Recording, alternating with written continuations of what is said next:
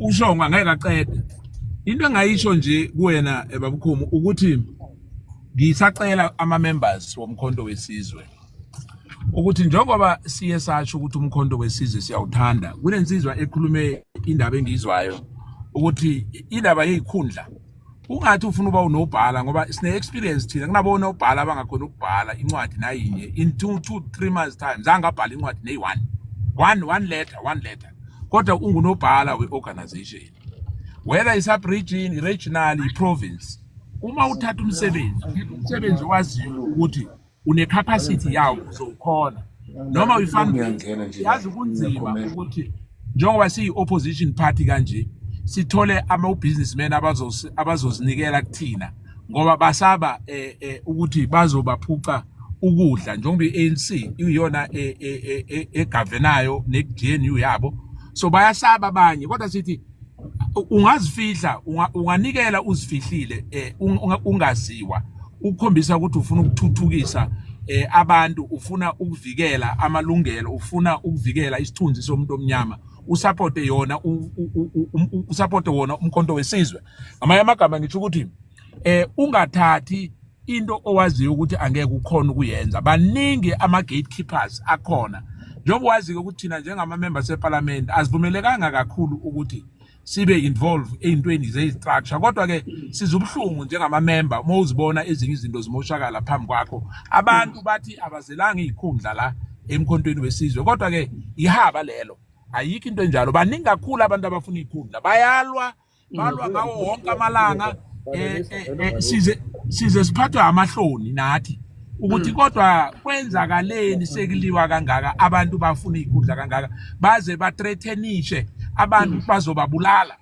wonke ama province kunenkinga nje ezikhona engicabanga ukuthi njenga namhlanje iNational High Command neHigh Command ama national officials bakhona le eLimpopo ngicabanga ukuthi mase badlulile kungabe sekuvela inkinga futhi ngoba nakhona kuyafuneka ukuthi masilungise izinto silungise ngendlela yakhona eright kungaqali ke bese kuba namanye ama parallel structures ngoba abantu bangatholi izikhundla benza ama parallel structure khomo so ngicela ikakhulukazi ama member womkhonto wesizwe ungathi bangadesister bangasuka kulento yokubanga izikhundla uma isikhundla uyazi uNkulunkulu usebenza ngeindlela uzosithola lesikhundla osifunayo uma nakhona nawe ubona ukuthi uzoyikhona ungathathi into ongeke uziyikhona and yabona babukhomo mongabheka amasonto yabona abangikhuluma ngamasonto ke lensizwa le yakashongwe iye ifake le impahla ezoluhlaza iya ayina nokayina uthole ayiniwe ijoin yakhona ubheke ke kuma team as well nalaba seZCC amasonto nje wonke you know nabalaba bebhola ikakhulukazi ngizokwenza umzekelo ngeKaizer Chiefs neOrlando Pirates nelizezinye amaqembu abathanda amaqembu wabo khomo bongabona bayazenzela izinto abadimandi emntwini bazithengela izikipa zabo ezibizayo bazitransporte bona bayofika kule ndawo abafuna ukuya kuyona ngoba bawathanda lamaqembu so nathi la emkhontweni masingazama ukuthi ukuhamba kwesikhathi njengoba not khona manje ukuthi ngoba umkhonto siuthanda asiyeke ukuthi asiyokhona ukufika endaweni ngoba umkhonto awusicashelanga ibhasi umkhonto awusiphanga ukudla umkhonto awuphanga iskipa ngakwenzela umzekelo njengoba bedlalwa lapha eMoses Mabhida abantu basuka kizo zonke ama province bahamba baya ubukela manje kune final lapha ePulukwane iOrlando Pirates nale qembu limarume egayini iGalanto whatever ezobe idlala lapha ifinal angazo iGalanto is the other one but kuzobe kune final lapha abantu njengoba ngikhuluma nawe manje sebaqalile ukukhulumisana ukuthi siyohamba sokuhlanganisa imali nje sihamba support i-team yethu lapha abayothi ku-Ivan Khoza sicela uzosilanda ekhaya or angeke sizo supporta ngoba asinamali inkinga esihlangabezana nayo yileyo ke emaqenjini ikakhulukazi amaqembu ngoba ANC ku-government uyakhona ukuthi uthathe labantu bamathenda ubathengisa ikipa then bathengele ama supporters wabo bahambe nawo ke babaseke babathengele nokudla benze yonke le njengoba by election bakhona ubathenga. So thina njengomkhonto wesizwe akufuneki ke ukuthi nathi singene kuleyo nkinga yokuthi kuyofanele ukuthi manje abantu ukuthi beze bazoseka kufanele ukuthi sibathenge. Funeka abantu beze ngoba bathanda bazizele bona ngoba bawuthanda umkhonto njengoba esiwuthanda sonke. Kungabi into yokuthi uma wena umkhonto wesizwe iqembu lingabhadalanga ikhumbi or lingabhadalanga ibhasi wena ngeke uzosupport.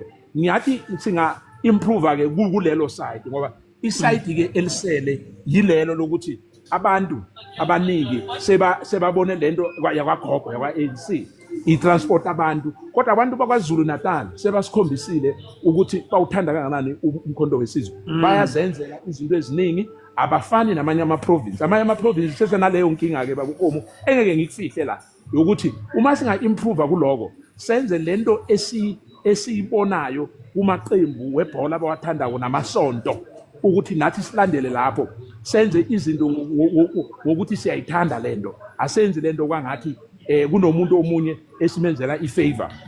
Asithandeni amaqembu wethu siwasupporte njengoba besiwasupporta naphambilini ngoba siyi-opposition party vele asinayo asakabi kahle asimanga kahle noma ngabe besime kahle ngisa-encourage mina ukuthi asikhoneni ukuzenzela izinto lokho kuzokwenza ukuthi sithuthuke lokho kuzokwenza ukuthi iqembu leli liye phambili kungabi nokuthi kukhona abanye abathandwayo ibhasi nalithumela wayithina anisалithumeli manje singacompete no-ANC. U-ANC unabantu abakhona ababenzela lezi zinto ngoba babanikeza imisebenzi yamathenda le ngikhuluma ngayo. Yiyo ke mina into engiyithandazelako komkhontweni wesizwe ukuthi masinga-improve kulelo side ngiyakutshela babukhomo ukuthi next election will improve the percentage esiye sayithola ngoku-2024 siye phezulu and siyeke ukukhombana ngemino siyeke ukuhlabana siyeke ukuthanda izikhundla siyeke nokunyazana sibe sonke sihloniphane njengoba ke umtholozi uNcamalala as you know ukuhlonipha yinto ke ephuma phambili kuyena ayifisa ukuthi ngathi sonke singaba njalo sihloniphane singabi yilento le esibona kwamanye amaqembu. Hey, siyabonga kakhulu ubusikhosana nje amazwi okukhuthaza bile na kodwa bengichaza ukuthi lento ishoyo manje yemali uyabona njengoba ngitho nje ukuthi kunezitha eziningi esizenzele zona mongabheka ikakhulukazi kulaba ebezibovu yiba bagcwele kakhulu kulento bayibiza ukuthi iTwitter nayo lento esibiza ukuthi iTikTok benza icampaign basahlela ngawo wonke amalanga. Now mabathole something engathi igxeka inhlangano noma inganabufakazi ngoba kuningi imedia ayisifuni. That's number one. Awufuni umkhonto wesizwe. Now nathi fanele siziphathe kahle njengoba usho siye sathi makuthi kunomuntu odle imali akaboshwe noma ngabe ubani kodwa akungathi ke kubese kusengwa ezimithiyo ngoba i-perception is everything epolitikini. Ikakhulukazi lamalanga i-social media iyasiza kodwa is toxic as well. Ngisho ukuthi ngamanye amagama ingozi mongalalela mongaba lalela nabantu laba abadukisa isizwe ngoba kunenzondo. Asikhulume amaqiniso uma kunamaqiniso la akhona njengoba ngazake sasho ukuthi uma kunokuthi ushongwe makuthi ushongwe udle imali ngoba nakhona ngazi ukuthi uzoyidla kanjani imali ngoba akanayo i-access yasemalini umkhonto wesizwe. Abantu mhlamba abaphetheyo OTG abaphetheyo yibona mhlambe ke abantu uma kuphenywa ukuthi imali idliwa kanjani ubani oyidlile and lo idlile kufuneka ukuthi ajeziswe kungabi nokuthi kuba nabantu abapromotwako emkhontweni abarogu kunabantu abathuka abantu kodwa egcineni kwelanga uthola labo bantu sebanama position amakhulu. Kuzoba njani bazoba isibonelo esinjani ebantwini. Uyaziwa wena nje ukuthi impela ugoloko uphuza kuze kuyovala uvuka ngabe ekseni kuze kuyovala. Asithi ukuthi abantu abangazijabulisi kodwa zihloniphe uma uyimember womkhonto wesizwe uhloniphe ukuthi ube i-example ebantwini nala emalini onikeziwe indawo yokuthi uphathe imali sihloniphe kuleyo position okuyona kodwa ke mina ngizuhlungu ukuthi ucastwe ama-aspiration kuthi ukuthi kuye kwangathi ngamothi umkhonto ubala nathi ubala nawe ubala nomunye umuntu ongasondelenanga nemali leyo mina nginayo nje i-access yemali emkhondweni now ngikho ngithi abantu labo abatholakala ukuthi ke benze into engasiyo emkhondweni ingalo yomthetho ayibe nesandla akuvulwe i-case against loyo muntu after sekubonakele ukuthi loyo muntu udlile ngoba nayo lento yomthetho yokuthi uma ngifuna ususa ukhomu ngimsukele bese ke uyaboshwa njengoba sibeya khona phela makuya kuma conference uyaplana ukuthiwa no uShongwe sizombophisa sithi udlwengulile or sithi wenze ini bayazi ukuthi leyo nto izonginamathela uzostepa aside or uzobekela eceleni kuze kudlula iconfa makudlula iconfa awumunye ahamba yo withdraw icase ngoba it's a political game kwabanye ukubophisa umuntu so ngamanye amagama ngithi akube nebalance kulento ngoba abantu bazophela ngaleyo nto ngoba abantu bayaplana yingakho ke uNcamalala athi asingabi neconference manje ngoba abantu bazoyithenga le conference sibonile lapha kwagogo ukuthi iCR17 yasibonisa ini uMicha Khadebe waze washona Nkosi yami ngathi umoya wakhe ungalala ngokuphumula ikhumbula kahle silapha e4 ways abuza ukuthi hawu Nkosi yami imali idlula phambi kwezandla zami la kwenzakalani la kulesikhathi ke umongameli ophetheyo manje uRamaphosa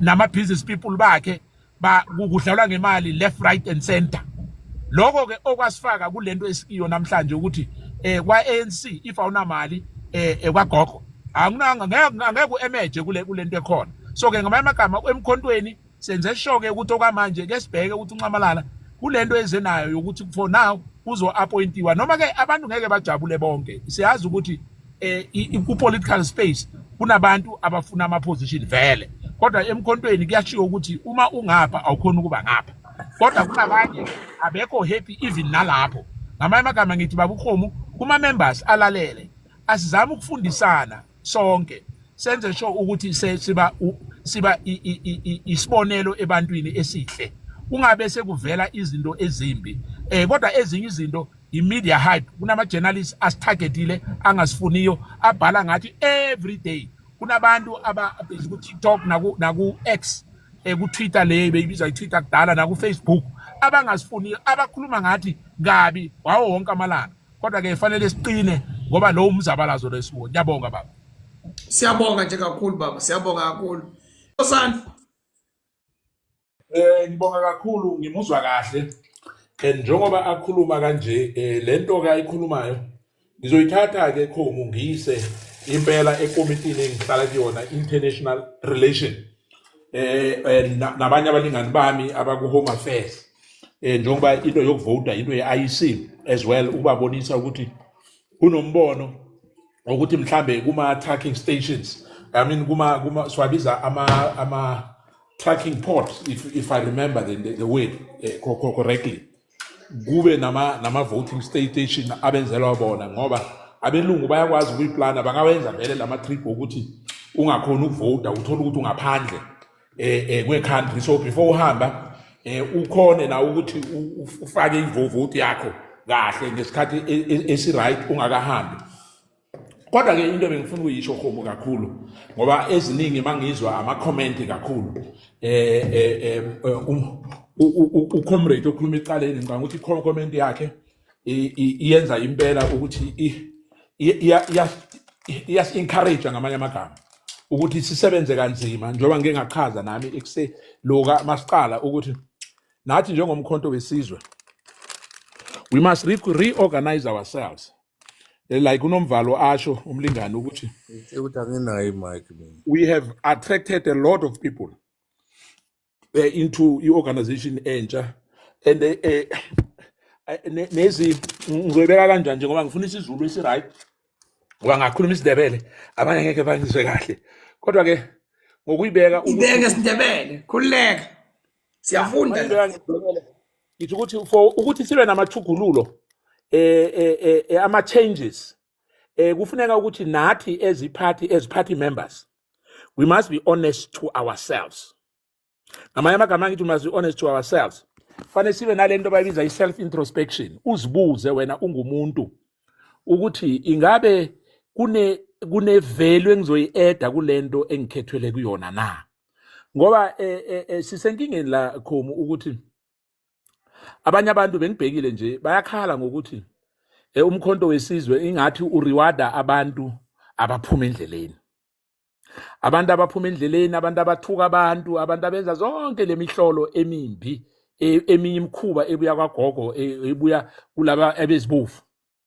Manje lonto leyo izolimaza i-organization ngokuhamba kwesikhathi. Ngoba uyabona babukhomu lento ekhunye uComrade Nomvalo ye-factionalism. Leyo nto yimbi ngiyayikhalima wonke amalanga kodwa iyenzeka ngoba siphila nabantu. Abantu kunezinto abazenzayo Khomu ama-members ezibalekisa umzimba ezenza ukuthi abanye abantu bangawujoyini umkhonto wesizwe. Uyabona uma ukhuluma iqiniso normally abantu abakuthandi Khomu. Kodwa kufanele sihlale eqinisweni ngaso sonke isikhathi. Ngoba uma sakha umkhonto wesizwe siwakhela ku foundation etekatekayo, i-foundation yamanga asiyo yandawo. Kuyafuneka ukuthi upresident simphephise ngoba upresident akahlali nathi akayazi imikhuba yama-members amanye abayenzayo kuma-province ngama-province.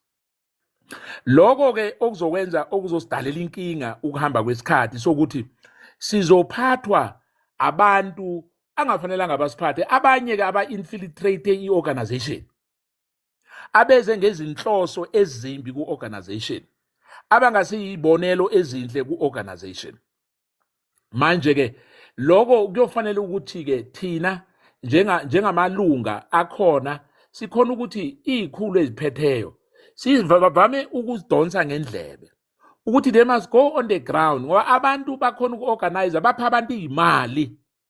Lento beyemkhuba kwenzeka kagogo usenzeka namanje Khomu ukuthi abantu makunama event bafuna ukwenza uku-achieve a particular goal, they will go bazophuma ngazo zonke izinto bawuthola imali bathole abantu abazoba supporta.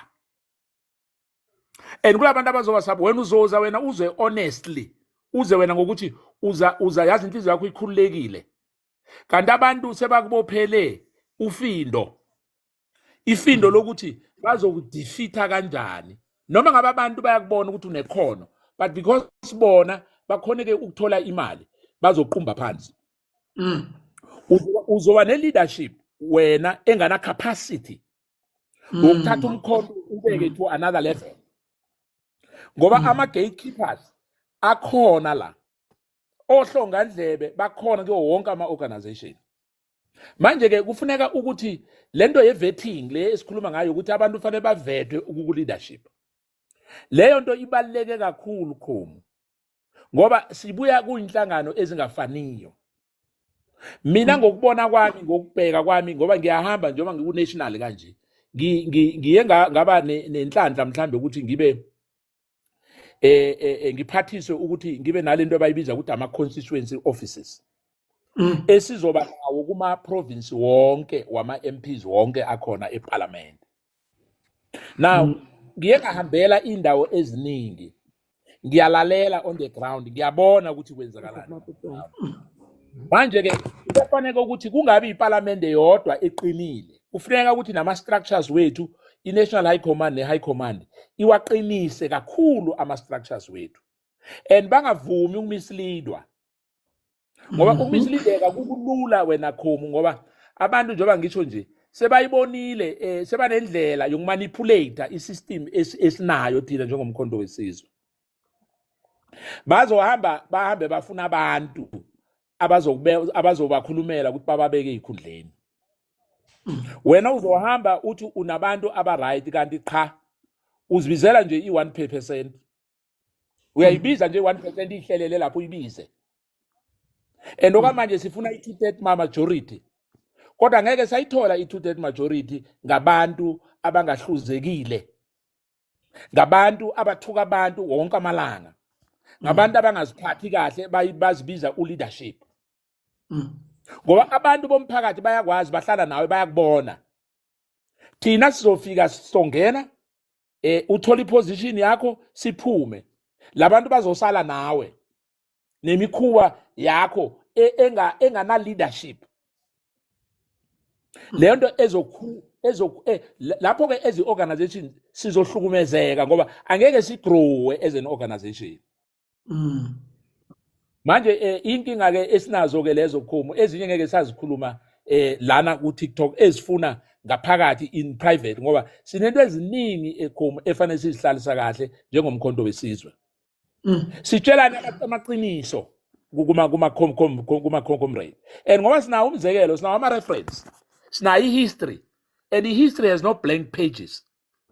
Umuntu noma ngakuzonda kangakanani khomo, kodwa uNkulunkulu makakuphile leyo ngqondo yokuthi uleader abantu uzokunikeza noma bangakubloga khomo, uzokunikeza, bazothola abanye, bazowathola ama opportunity abanye ngendlela zithize. Kodwa angeke bafike eKanani. Ophelele endleleni. Kodwa ukuphelela endleleni kukhinyabeza umkhonto wesizwe. Ngoba thina sifuna ukukhulula abantu abamnyama. Sifuna ukukhulula umphakathi wakithi ngoba abelungu basicindezela njengoba ngeke ngasho ekuqaleni basicindezela iminyaka eminingi kakhulu. Manje nathi asingabandlululani ngoba kunebandlululo elinye likhona esingafuni ukukhuluma ngalo. And as long singafuni ukukhuluma lezo zinto khomo, ngiyakutshela ngisatsho namanje ukuthi lezo zinto zizoba ihindrance yokuthi thina sifike la sifuna ukufika khona njengomkhonto wesizwe, sifikise nabantu bakithi ne generation to come, izulu nezulwane sezayo nalezi ezikhona ukuthi zikhona ukukhululeka zingafani nathi. Kodwa kufuneka ukuthi thina njengenhlangano siziphathe kahle, senze izinto ezinhle, sibe umzekelo ebantwini. Abantu mabasibona bazibone bona.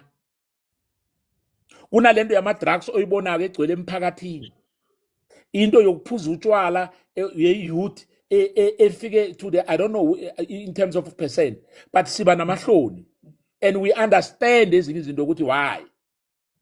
Yingakho kule ad hoc committee sikuyona kuyofanele ukuthi ngoba uGeneral Mkhwanazi asikhombise izinto besingazazi eziningi kangaka esezivelile manje ukuthi ke singabeseke siyamphoqa naye, siphoqa ke lento ububravery bakhe asenzele bona namanye amaqhawe ngaphambi kwakhe ayazama ukusibonisa ukuthi iSouth Africa is going to a slide iyemgodini.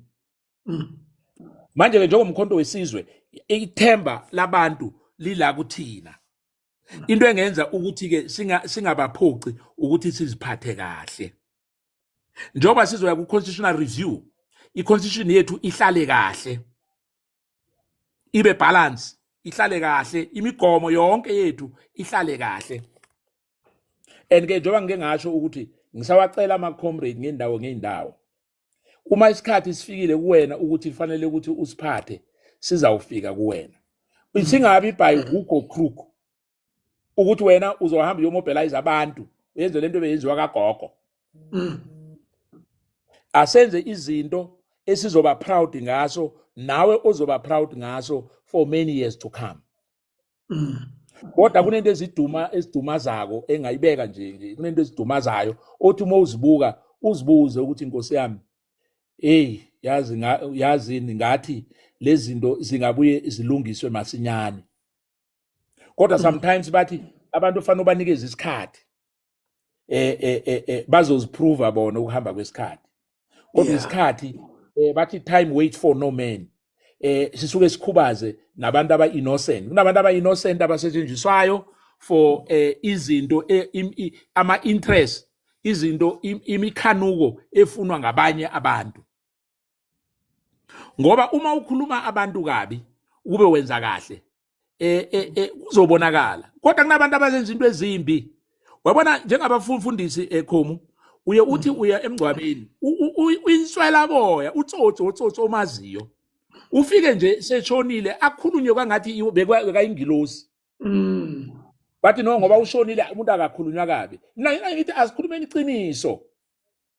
Umuntu makazange enze kahle emhlabeni asibeke nje injalo. Singayifaka amablomu.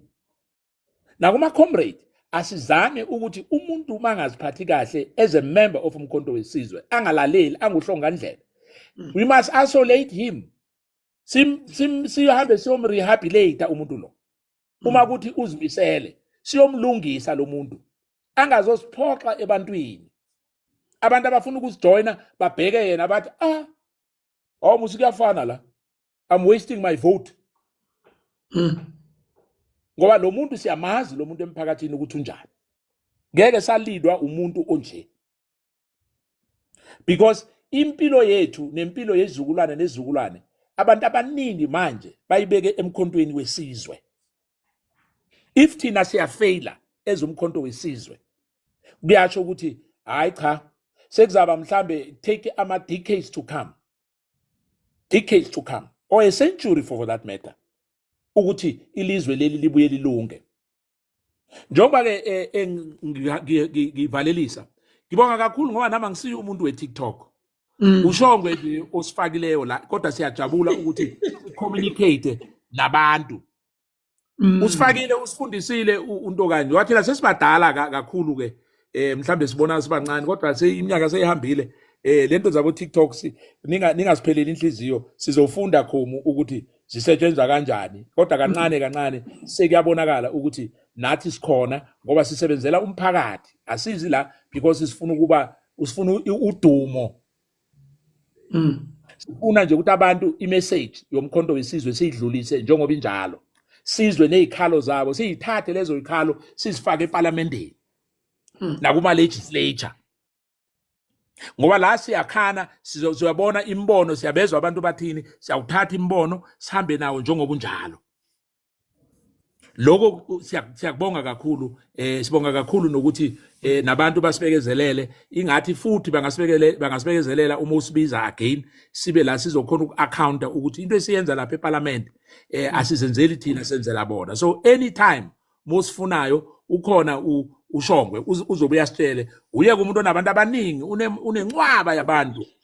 Uthi angithi usesemusha kunabantu abamncomayo nje inkosi yami sengizwela unkosikazi wakhe ukuthi hey Nkosi nangimamhleli la Nkosi nangimamhleli la khulu babukhomu nawe mlingani wami Shongwe siyabonga kakhulu ukuthi usimeme kula from 6 o'clock sibambile up to ngo10 ngiyacabanga ukuthi singaze strain abantu kakhulu sibe bathi ngesikhethu thina vane sithi singabi inqeda mlozi. Ngiyabonga kakhulu. bathi abantu sikhosi igama likaMazolo manulungise awafuna ukusheshe bakuthole.